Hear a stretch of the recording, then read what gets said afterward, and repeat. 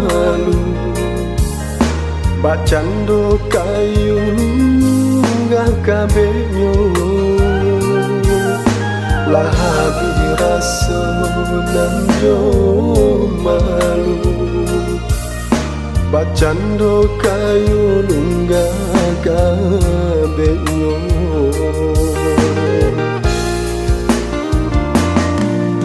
de cinta mangkonyo de nai pulang menabui janji dia seorang hati rabu pikiran bimbang di rumah adi amarawang tak pasang hati rabu pikiran bimbang di rumah adi marala tak pasang.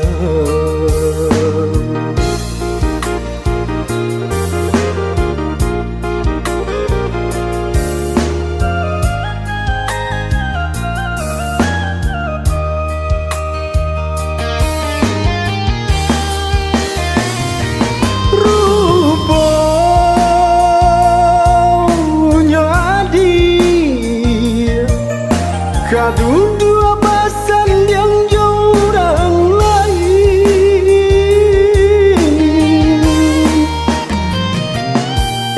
indah tak tahu patiak nyuruhku dan bersedih kemana badan kena dibawa orang di kampung banyak nan tahu cintanya kadenai jauran bajadinya.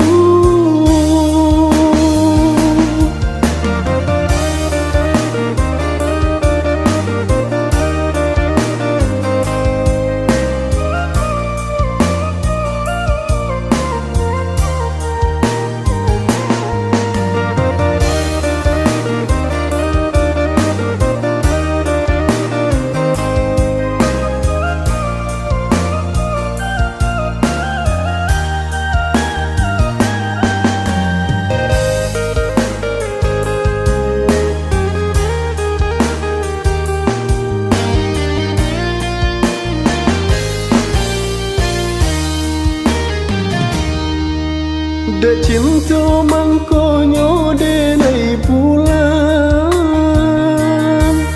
menabui janji dia seorang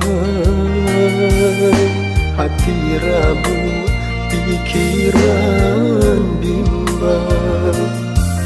di rumah adi amarawang tak pasang hati rabu pikiran bimbang di rumah adi marawala tak